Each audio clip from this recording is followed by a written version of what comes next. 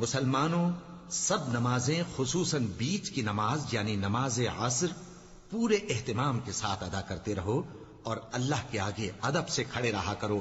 پھر اگر تم خوف کی حالت میں ہو تو پیادے یا سوار جس حال میں ہو نماز پڑھ لو.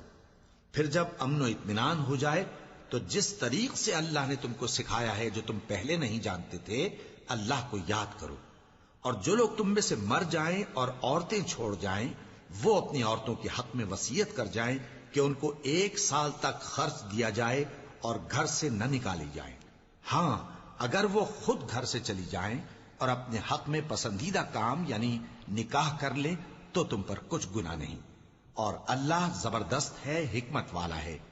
اور مطلقہ عورتوں کو بھی دستور کے مطابق نان و نفقہ دینا چاہیے.